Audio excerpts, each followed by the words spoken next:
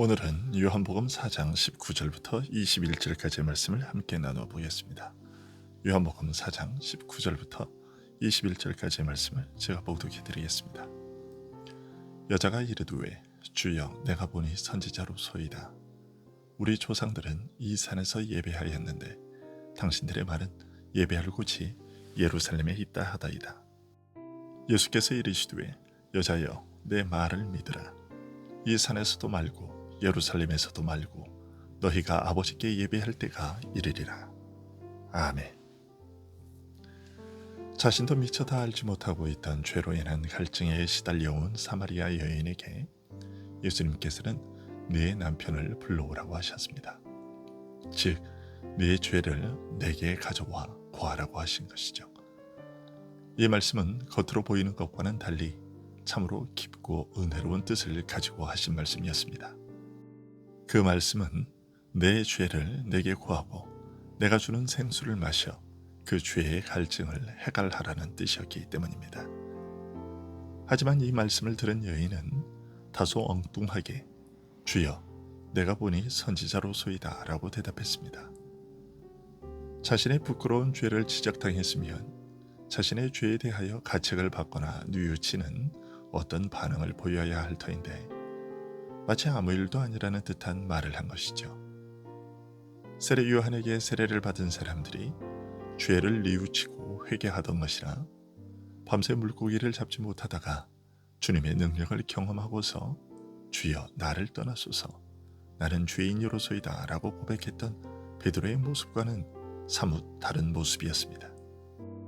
하지만 여인의 이 말은 결코 그런 태도로 볼 대답이 아니었습니다. 이 여인의 말은 예수님에게서 새로운 사실을 발견하고서 그 느낌을 내뱉은 말이었습니다.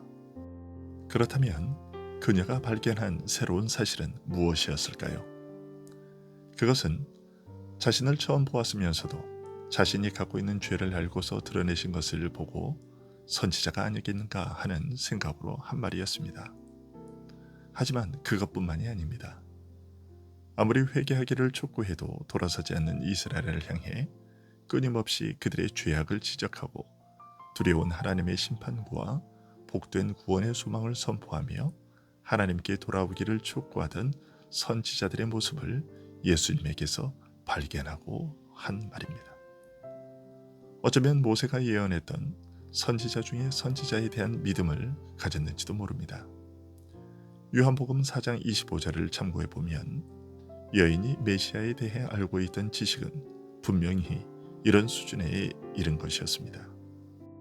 왜냐하면 메시아는 하나님의 뜻과 비밀을 완전하게 계시하실 분이라고 말했기 때문입니다. 죄로 더럽혀지고 비참해진 여인이었음에도 불구하고 그런 부류의 사람들에게서는 전혀 기대할 수 없는 어떤 깊은 면이 마음속에 감추어져 있었던 것입니다. 자신의 그런 비참한 사정 때문에 오히려 조상 야곱을 통해 베풀어진 신령한 은혜를 누구보다도 더욱 간절하게 그리고 깊이 사모했는지도 모릅니다. 다음에 이어서 한 말을 보면 이런 짐작이 더욱 확실해집니다. 여인은 말하기를 우리 조상들은 이 산에서 예배하였는데 당신들의 말은 예배할 곳이 예루살렘에 있다 하더이다 라고 했습니다. 예배 장소에 대한 이 말은 역사적 사연이 있는 말입니다. 사마리아인들은 아수르에 의해 끌려온 이방인들이 북이스라엘 땅에 정착함으로 시작된 자들이었습니다. 그러면서 그들은 혼합주의적 신앙을 가지게 되었습니다. 그런데 몇백 년의 역사를 지나오면서 어떤 일이 계기가 되었는지는 모르지만 후대의 사마리아인들은 자신들을 아수르에 의해 강제 이주당한 이방인들의 후손으로 보지 않고 자신들이야말로 야곱의 진정한 혈통이라고 굳게 믿게 되었습니다. 아수르가 이스라엘을 추방할 때 남겨둔 일부와 포로에서 돌아온 유대인들의 후손이며 따라서 야곱의 혈통은 사마리아인들 가운데서 계속 유지되어 왔다고 주장했습니다. 그리고 진정한 성전은 시온, 즉 예루살렘에 있는 성전이 아니라 그리심 산에 있는 성전이며 이곳이 하나님께서 선택하신 유일한 예배 장소라고 주장했습니다. 사사시대 엘리 제사장이 성소를 실로로 옮겼는데 그것은 엘리가 배도한 것이며 그 이후 이스라엘 역사는 정통성을 잃게 되었다고 여겼습니다. 그리고 그런 이유로 다윗과 시온의 선택 등 이스라엘 역사의 중요한 부분을 모두 부인하게 되었고 모세 오경만을 인정하고 모세를 미화하고 과장하여 거의 그리스도와 같은 존재로 생각했으며 모세가 신명기 18장 18절에 내가 그들의 형제 중에서 너와 같은 선지자 하나를 그들을 위하여 일으키고 내 말을 그 입에 두리니 내가 그에게 명령하는 것을 그가 무리에게 다 말하리라는 예언을 성취할 그 선지자로 올 것이라고 생각하기도 했습니다. 그런데 오늘 본문 20절의 말을 보면 이 여인은 다른 사마리아 사람들이 갖고 있던 그런 생각에 의혹과 의문을 품고 있었던 것으로 보입니다. 그러다가 뜻하지 않게 만난 유대인인 예수님과의 대화를 이어오면서 그녀가 품고 있었던 이런 의문이 점점 더 뚜렷하게 그 모습을 드러내게 되었던 것입니다. 예수님께서 조상 야곱을 통해 베풀어진 은혜보다 더 나은 은혜, 곧 영원히 목마르지 않는 생수의 은혜를 약속하시며 무엇보다 자신의 고통스러운 죄를 지적하시는 말씀을 듣고서 결정적으로 표면화되었다고 할 수 있습니다. 동일한 조상 야곱에게서 출발하면서도 물론 이것은 어디까지나 사마리아인들의 생각이었지만요. 어쨌든 사마리아인과 유대인으로 또 서로 다른 신앙 전통을 따르는 그런 부류로 나뉘게 되었는지 그리고 비록 갈라져 나뉘게 되었다 손치더라도 서로 달라진 두 신앙 전통 중 어느 것을 택해야 하는지에 대한 갈등이 이 여인에게 있었던 것입니다. 그것이 언제부터였는지는 모르지만 최소한 예수님과 대화를 해오는 도중에 이런 혼란이 더 커진 것만큼은 사실입니다. 그래서 그리심산과 시온산 중에 어느 곳이 더 합법적인 예배 장소인지를 예수님께 물었던 것입니다. 예배 장소 또는 성전이 갖는 의미를 생각해보면 이 여인이 던진 질문은 평범한 질문이 아니었습니다. 성전이 어떤 곳입니까? 하나님께서 거하시며 그 백성과 만나시고 다스리시고 가르치시고 축복하시는 곳이며 이스라엘로서는 죄 많은 자가 거룩하신 하나님께 나아가 그를 예배하고 섬기는 거룩한 곳이요 죄인을 용서하시고 정결케 하시며 거룩하게 하시는 은혜를 입는 복된 영역을 상징하는 곳입니다.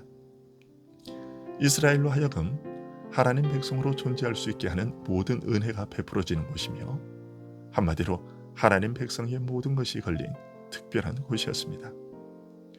그러니까 여인이 꺼낸 이 예배 장소에 대한 질문은 그녀 자신도 모르는 사이에 신앙에 있어서 가장 핵심되는 문제, 즉 신앙의 정통성을 가리는 질문이 되었던 것입니다. 이에 예수님께서는 여자여 내 말을 믿으라. 이 산에서도 말고 예루살렘에서도 말고 너희가 아버지께 예배할 때가 이르리라고 말씀하셨습니다. 그리심산에서 예배하느냐 시온에서 예배하느냐 하는 것은 아무런 중요성이나 의미를 갖지 못할 것이라고 하신 것입니다. 더 나아가 혈통이 사마리아인이냐 유대인이냐를 따지는 것, 즉 혈통을 따지는 것 자체가 무의미하게 될 것이라는 뜻이기도 합니다. 포로에서 돌아온 유대인들이 제2성전을 건축할 때 우리도 함께 하나님을 섬기는 자들이라면서 성전 건축에 동참할 수 있게 허락해달라고 요청했지만 너희는 우리와 상관이 없다라며 거절당했던 일을 다시는 당하지 않게 될 것이라고 하신 말씀입니다.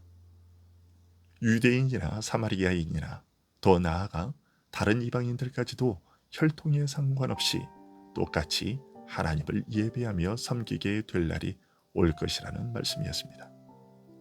이제까지는 하나님께서 나름대로 뜻이 있어서 유대인과 비유대인의 구별이 존재했지만 앞으로는 그런 구별이 사라질 것이라고 알려주신 것이었습니다. 예수님의 말씀대로 이제는 장소나 혈통에 상관없이 세상의 모든 민족들이 예수 그리스도를 통해 하나님을 예배할 수 있게 되었습니다. 사마리아인들이 그토록 간절히 소원했던 하나님께 대한 예배가 우리들에게도 허락된 것입니다. 그렇다면 과연 우리는 사마리아인들과 같은 그러한 열정으로, 그러한 간절함으로 하나님께 예배드리고 있는지 한번 되돌아볼 일입니다. 기도하겠습니다.